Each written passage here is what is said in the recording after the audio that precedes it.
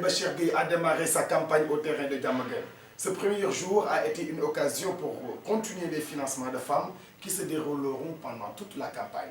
Venues nombreuses, ces braves dames ont accueilli à bras ouverts le président Bachir Gueye et comptent s'allier avec lui pour une victoire éclatante lors des élections locales du 23 janvier prochain. Écoutez ce reportage signé Baïda Mbengue. Diamaguène a été le lieu choisi par le président Bachir Gueye pour démarrer sa campagne. La tête de liste de la coalition Jammi Gox Yi dans la commune de Thiès-Est a allié politique et développement et continue les financements de femmes. Un acte hautement salué par les présidentes de cellules.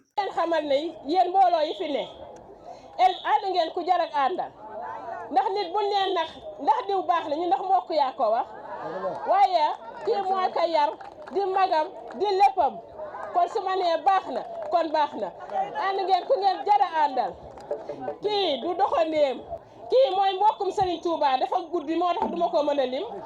kii mbokkum Cheikh Ibra Fall dafa guddi duma ko mën a lim.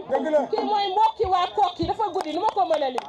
kii mooy mbokk Seydi Hadji Malick. Après les remerciements des femmes, le président Bachir Gueye les a félicitées, mais il a aussi profité de l'occasion pour exhorter les femmes au travail pour atteindre la croissance inclusive dans le projet de développement urbain et communautaire. Donc, si vous divisez en 4 parties, le financement est pourquoi nous, président, c'est parce que nous avons texte parce qu'il est responsable.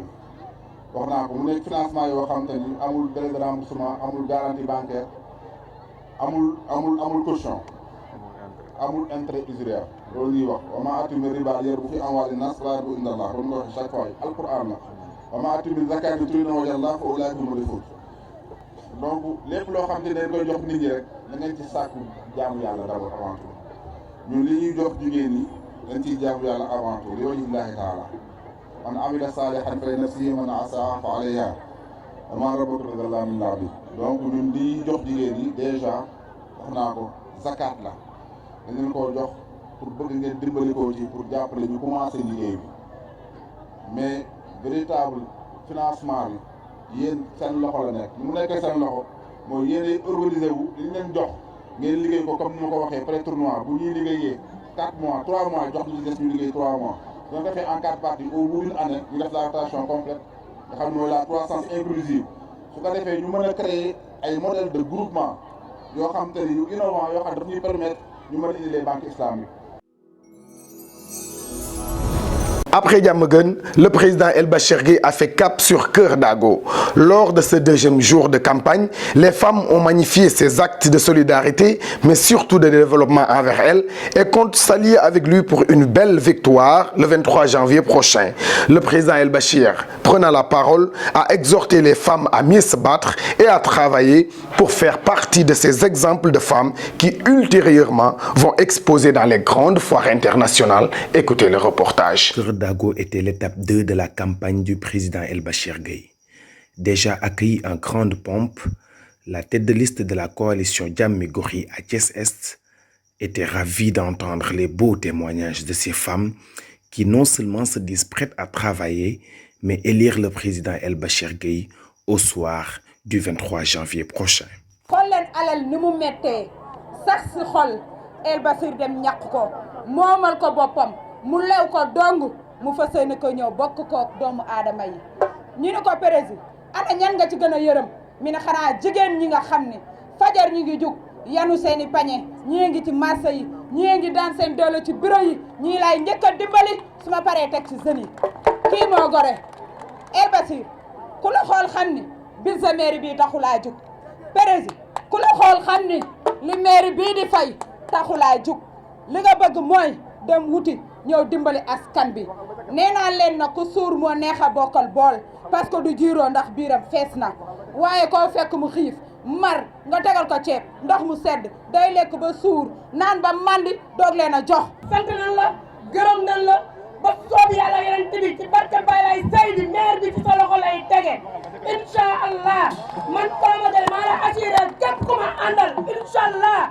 bu boobaa carte bleu blanc bii am picc bi na ngeen ko wooteel Bachir Gueye. Comme à Diamaguène, le meeting de Keur Dago était aussi une occasion en or pour le président Bachir Gueye afin de conscientiser les femmes, de les booster vers le travail parce que ces femmes-là ont les mécanismes huileux de travail pour pouvoir atteindre la croissance inclusive à travers son projet de... de façon objective gisuma kenn ku ko contredire parce que wax naa ñu financement yi ñuy joxe du financement microfinance soo ko déggee mooy financement bi nga xam ne boo koy joxe da ciy teg taux d'intérêt usuraire bu élevé à plus de 20%, def des remboursements moyen de 8 mois ou 9 mois doo ci jógee nga wut garantie bancaire xool ku jigéen ci li mu yor ci or ak yëpp nga téye ko donc dañ ni loolu exploitation féminine la day exploiter jigéen ñi donc loolu bokk na suñu combat bi nga xam ne moom la mouvement ODD njëkk a taxawal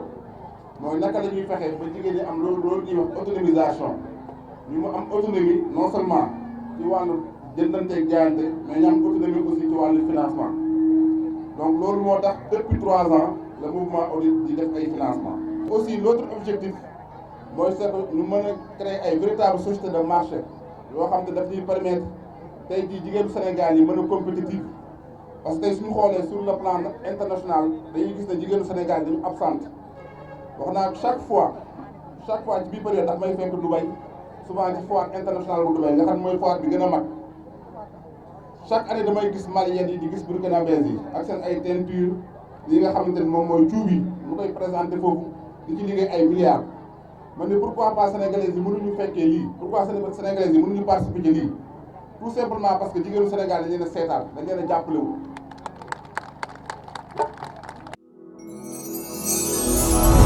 Le 3e jour de campagne a eu lieu à Keur Issa dans la zone nord. Le président était voir son allié M. Mohamed Ndoye, candidat de la coalition Jammi Gox dans la commune de Thiès Nord. Après un accueil chaleureux réservé à son excellence M. le président El Bachir Gueye, Mohamed Ndoye a invité les populations à la conscience et les convie à faire bloc pour changer le visage de Keur Issa. Le président, prenant la parole après les propos de Mohamed Ndoye, a dénoncé les pratiques mafieuses de certains maires et entend entamer toutes les voies conventionnelles afin que Jammi Gox triomphe pour un nouveau départ vers le développement urbain et communautaire. Suivons ce reportage. Les populations de Keur Issa ont été honorées de recevoir le président El Bachir Gueye lors de la 3e journée de campagne des élections locales. Mohamed Ndoye, son allié au niveau de la commune de Thiès Nord, a appelé les citoyens à une prise de conscience collective et de voter pour la coalition Jammi Gox afin de changer le visage de Keur Issa. muy Marguerite di Pitol nga xam ni fii aussi travail bu remarquable la fiy def fii ci Keur Issa xeex lépp ni ak fa mu nekkoon ak proposition yi nga xam ni moom lañ ko doon def ci ki nga xam tey jii moo fi nekkal tête de liste bu coalition Benno Bokk Yaakaar offre yi ko doon bokk jàpp di ko décliner kon noonu la ku am ngor di def nit kenn du ko jënd tey boo nangoo ñu jox la ab 5000 francs wala ab 2000 francs pour nga dem fekkee ji ci ab meeting wala nga pour nga bañ a honorer sa présence ci fi nga bokk xamal ni yow pour les 5 ans à venir sa avenir jaay nga ko 5000 francs sa avenir 5000 francs la jar waaw ek ndekk nag bu dee da ngay wut maire ragaloo ñime nga doo fi nekk di def ay achat de conscience. Prenant la balle au rebond, le président El Bachir Gueye a critiqué l'attitude de certains maires et compte ainsi sur les populations à travailler ensemble pour organiser et orchestrer ce changement radical que tout le monde rêverait. L'invité du jour va clôturer le journal de Jammi Gox et pour aujourd'hui nous allons accueillir M. Saliou Ndiaye, candidat et maire de la commune de Thiès-Ouest. M. Saliou Ndiaye va parler avec nous dans les modalités de fonctionnement de la coalition Jammi Gox, les financements du mouvement ODD, mais aussi le déroulement de la campagne. Dans un instant, vous aurez M. Saliou Ndiaye. Thiès TV, la première scène thiessoise.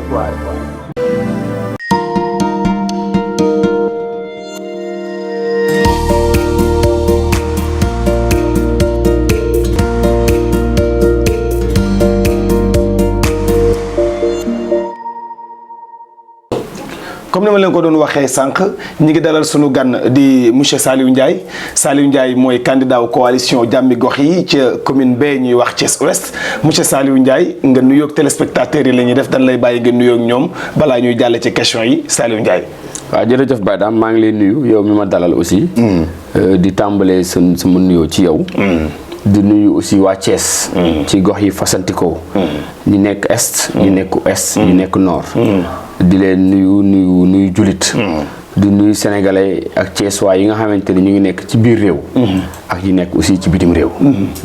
monsieur Saliou Ndiaye sama première question mooy yow la waa Thiès ouest yow nga bëgg waa Thiès ouest fan la.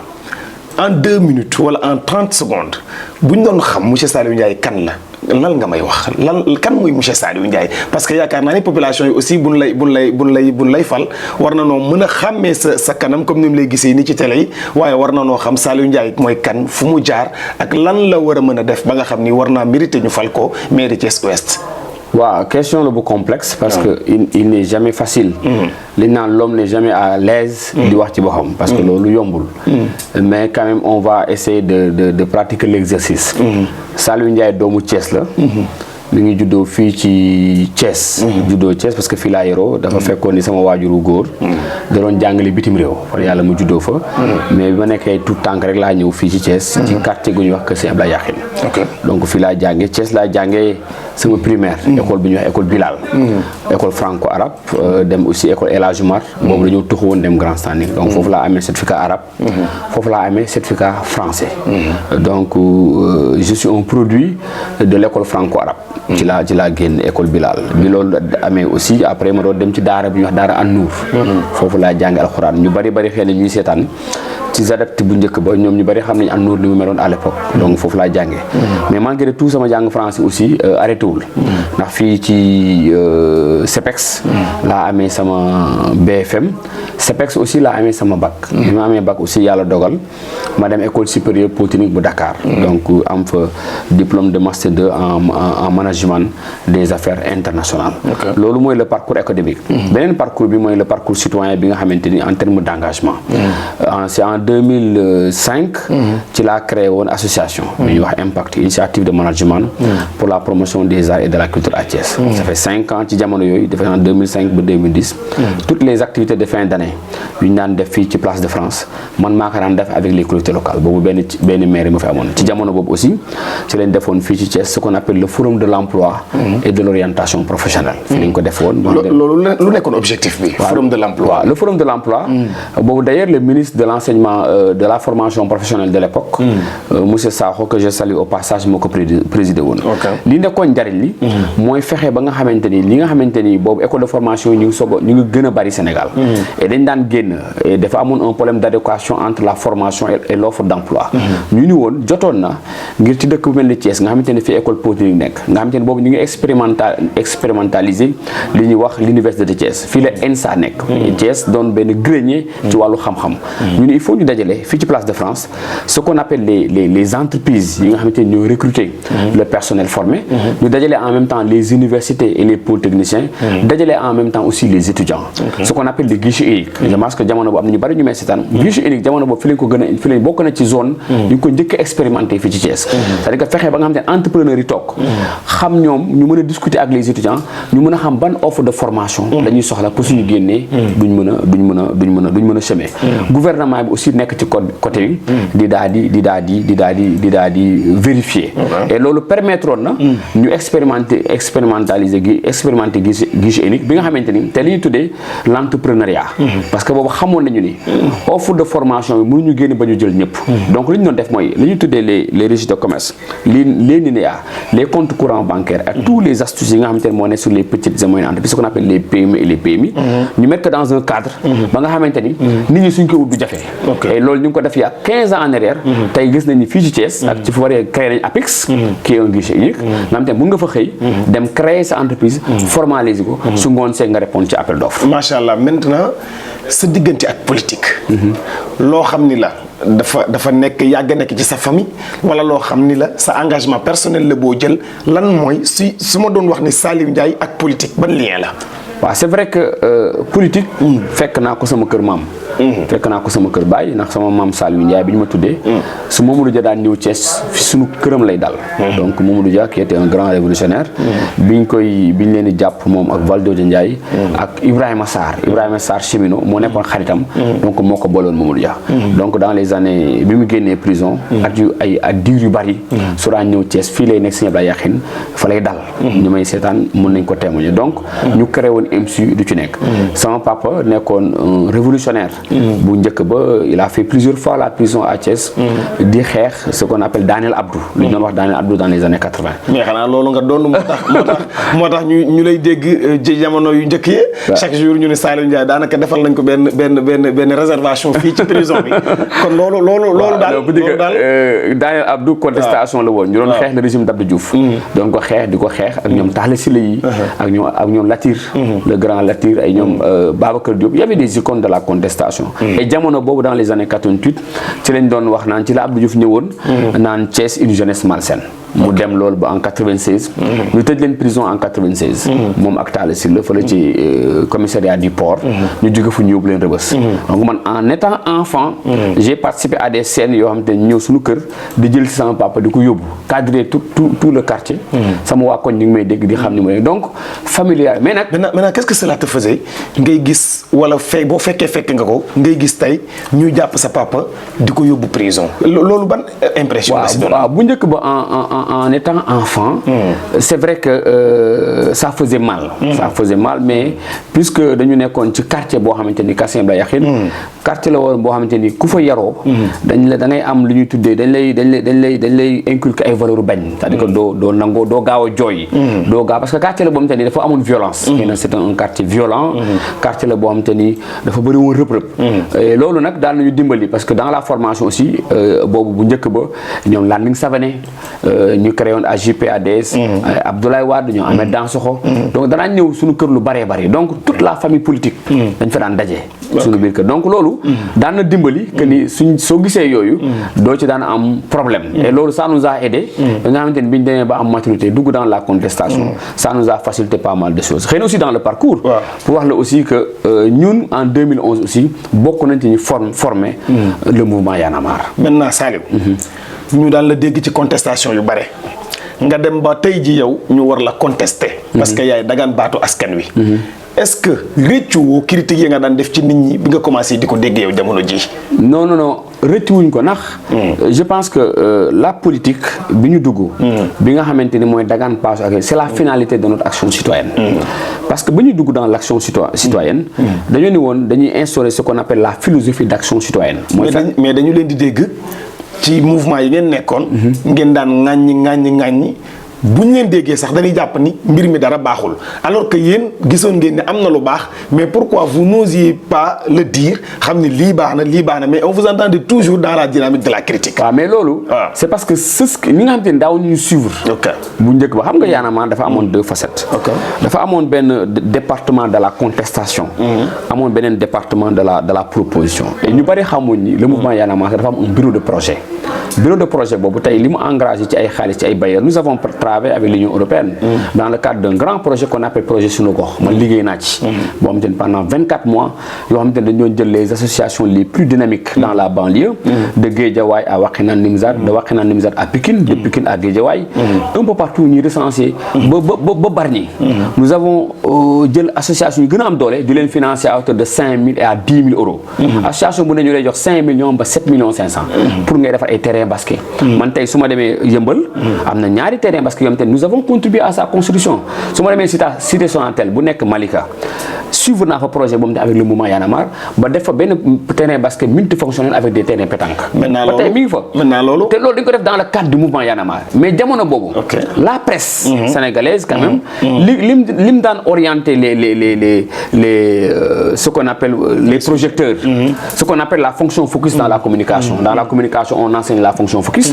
ñoom dañoo braqué woon la projet sur la contestation parce que aussi la contestation faisait vendre parce que aussi les gens dañu xame woon ci contestation et que le mouvement est né dans des dynamiques de contestation. Maintenant ñuy dem ba 2021 yow ak président El Bachir Gueye ak ñoom monsieur Bar ñoom monsieur Mohamed Ndoye ñëw àdduna di dox ba ngeen bokk ci coalition jàmmi gox yi. yow nga war a représenter coalition bi ci Thiès Ouest. en 2 minutes lan mooy sa proposition pour que Thiès Ouest yaakaar nga ni fii mu nekk dafaa war a jóge 2 minutes. waaw question boobu am na njariñ. ok mais fi ñu jógee. fi ñu ñëw dafa nekk finalité bi ndax am nay jamono Fadel Barra boobu di xaytu El Bachir. dañ doon nekk mos nañu fanaan Kaolack mu koy laaj naan ko Fadel fan la ñu jëm. parce que toute action war na am une finalité. te yaakaar naa ni fi ñu doon jëm xeex boobu mooy jàmmi gox yi la ñu bëggoon. c'est-à-dire que on s'est battu. pour que gox yi nekk Sénégal am jàmm. dañu xeex contre la corruption. dañu xeex contre la concussion. dañu xeex contre pour l'instauration de la démocratie. dañu xeex pour la bonne gouvernance pour que ñu am jàmmi gox yi. tey suñu ñëwee. ba en 2021 2022 ñu bokk ci mouvement avec le président El Bachir qui est l'homme le plus social de la ville de Thiès comme les gens le disent te loolu ay fait moo koy prouver. ñu bokk c'est parce que dañu philosophie moo ñu boole. léegi dans le cadre des propositions. ñun ce que nous proposons. xëy na lépp wax ko du mën a nekk. mais nous avons fait un programme. boo xamante ni ci ay pàcc yi fasanti ko mën nañ ci dugg benn. ñaar nga limal ma ko ci. ñaar waaw yi ngay jàpp ni peut-être yaa bind sa programme. jàpp nga ni lépp am na importance. mais ñaar yoo xam ni mënta ñàkk c'est dans l'urgence. ba ma ko doon limal tey. nit ñi mën ci jàpp. pour sukkandiku ci voter la ñaar yi lan lay doon. bi ci njëkk. dinaa xëy na yi ma jàpp ni moo ko njariñ muy éducation muy santé. mais dinaa ko ausculter dugg ci benn boom di xëy na c'est des innovations. li ñuy tuddee l'artisanat. tey soo duggee Thiès. ci gox yi fasantikoo. di nga gis les menuisiers métalliques. les menuisiers bois. les mécaniciens. ak bépp corps de métier. ñu ne ci koñ yi. di louer ay benn fenêtre fii. di àbb terrain jàmbur di liggéey su borom ñëwee jël terrain am.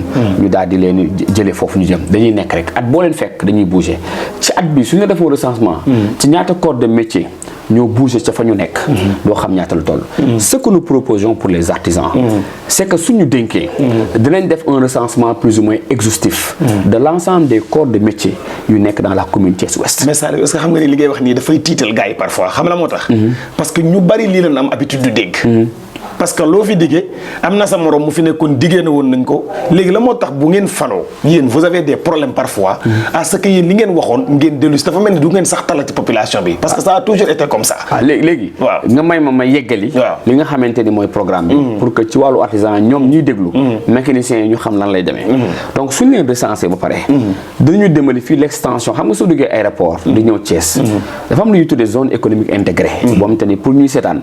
soo demee ci premier poste de péage bi droite dañuy gis benn tableau mag bu ñuy def zone économique intégrée soo ci rombee dañuy gis fu ñuy def programme de 10 000 logements il y a une zone tampon boo xam te ne moo ñëw Thiès et nous allons vers la déclassification de cette zone boo xam te ne c'est acté mais zone boobu mun ñu ko jëlee def ko ay kër il faut que ñu réserver ay forêts c'est-à-dire que Thiès a besoin d'avoir un poumon pour respirer donc forêts yooyu dañ ko def ay parcs loolu ñuy proposer état du Sénégal parce que mairie amul xaalis bi mais mun nañ def des plans de développement jox ko état avec le ministère de l'urbanisme et de l'aménagement du cadre de vie ñu def ko ay parcs ñu jël une zone spéciale dédiée pour des zones d'artisanat nga xamante ni corps des métiers yëpp ku ne dinañ la jox attestation mais attestation yi leen jox dana wuteeg attestation yu Idriss Seck joxe woon en 2004 pourquoi je te dis 2004 parce que 2004 fële ca Xelkom ba ñu jëlee ginnaaw garage de Dakar jëlee fa mécaniciens yi dañ leen yóbbu Xelkom jox leen attestation ñiy jaay ko ñi def ko ay kër ñi def ko lii mais ñu attestation yi ñuy joxe dans le cadre de la commune de Thiès ce sera des attestations dédiées propriété privée de la commune la c'est-à-dire que ki ci nekk du ci am droit réel ba pare dans le cadre des financements l'État a créé une banque qu'on appelle la BNDE la Banque nationale de développement économique nous avons aussi la Banque islamique bi accompagne nous avons aussi la Banque mondiale ak l'Union européenne bi nga xam te ñoom programme spécial pour xëy ndaw ñi su ko defee ñu accompagner leen ñu ñëw terrain bu ñu la mën a jox di nga fa fekk benn commodité ce qu'on appelle l'investissement primaire nga mën ko fa am avec le peu de matériel et ngay fay nànk-nànk loolu nga xamante ni tey ci soit boo xamante ni soxla na jëm wàllu froid da ngay dem foofu ki soxla wàllu aluminium da ngay dem foofu et c'est un programme réalisable ce qui nous différencie de ce que vous avez dit tout à l'heure mooy ces promesses anciennes yu doon am et que ni suñu di ko mooy ñun nous avons promis la contestation et nous l'avons fait te ba tey jii suñu gox soo fa demee da ngay gis ñu réaliser ci suñu alalu bopp ñi may dëkkal ñu ngi may des grands standing bi ma dëkk réaliser naa fa lu bare dans le cadre de nos fonds propres ci loo xamante ne ni ngi koy dox ak suñuy famille di ko dox ak suñuy xarit dañuy defar ay bancs publics di gas ay teen di accompagner la construction des postes de santé te kenn faluñu moo tax un jour ba ñuy def liste yi fa laay terminer benn waaye dafa ni ma pour lan ngeen dem positionné wu maire te ngeen xam ni soo leen gañëw leen doo leen doon ay conseil ilaa dama leen conseil man ko ñun le rôle que nous jouons pendant 10 ans moo ëpp importance le rôle d'un conseil municipal ndax am na conseil municipal yu bëree bëri ñu ci gox yi te kenn du leen consulter te ñun on n'est pas des conseils et dans nos quartiers tous les besoins et dans nos zones yu fa am muy wàllu foncier ñu ngi ci et c'est les populations qui nous ont donné cette marque de crédibilité qui nous consultent ba ci bërki démb ci mudu am na un fait bu am foofu duñ ci ñëwagum j'ai reçu beaucoup d'appels ci yoo xamante ni naan ñu problème am na fii muy Mbour 3 muy Mbour 4 muy Thiès